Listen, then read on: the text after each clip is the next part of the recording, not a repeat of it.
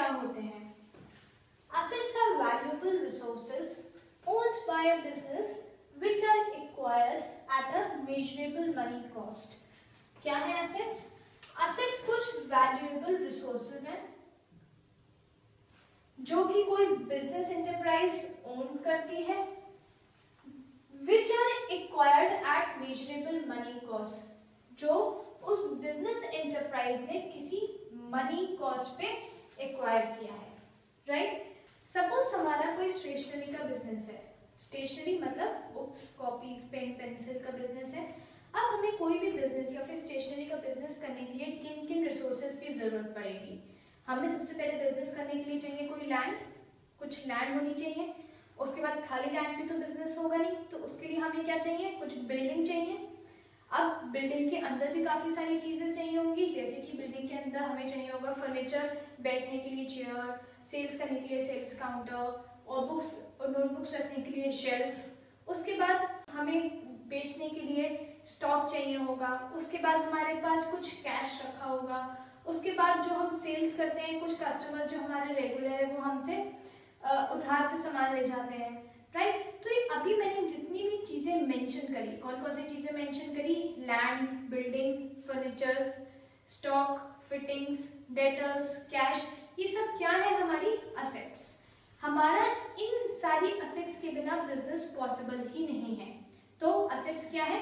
Assets are valuable resources, कुछ valuable resources हैं owned by a business. किसकी होनी चाहिए? बिजनेस की। यहाँ पे पर्सनल असेट्स की बात नहीं कर रहे हैं। अगर सपोज फर्नीचर मेरे घर पे रखा है तो क्या वो मेरे बिजनेस की असेट्स है? नो, वो मेरे बिजनेस की असेट्स नहीं है। तो हम यहाँ पे बात कर रहे हैं सिर्फ बिजनेस की चीजों की।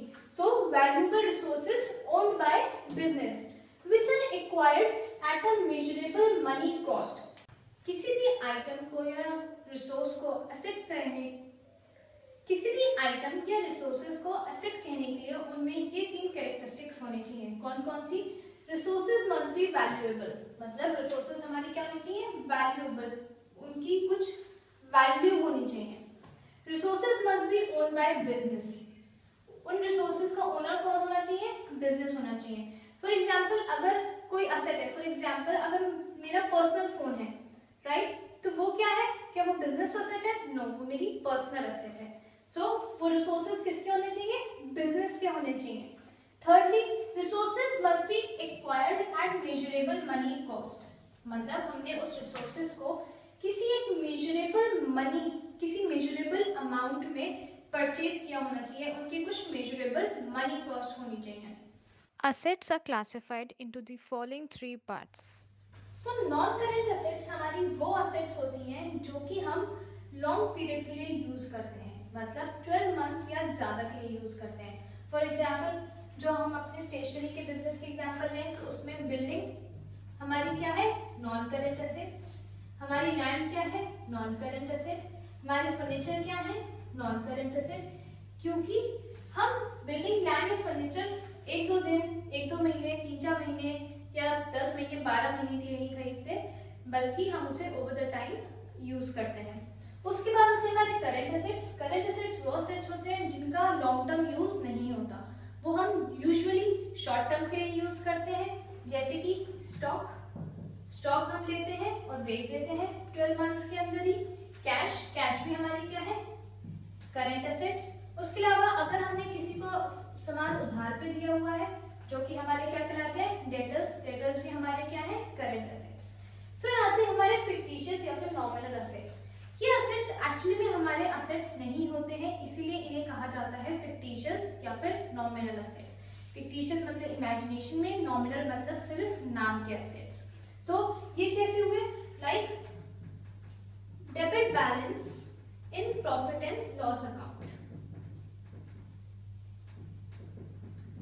या फिर advertisement, suspense account. Fictitious assets वो एसेट्स होते हैं जो कि एक्चुअली में हमारे एसेट्स नहीं होते हैं, लेकिन हमारी asset side of balance sheet दिखाए जाते हैं। इसको डिटेल में हम आगे की वीडियोस में डिस्कस करेंगे। तो अभी हमने सीखा कि एसेट्स क्या होते हैं, उसे एग्जांपल्स के साथ समझा, और उसके क्लासिफिकेशन भी देखें। अगर आपको ये वीडियो समझ में आया हो तो प्लीज लाइक जरूर करिएगा और ऐसी और काउंटिंग टर्म्स को समझने के लिए चैनल को सब्सक्राइब करिए और अपने फ्रेंड्स के साथ शेयर करना बिल्कुल मत भूलिएगा। Thank you.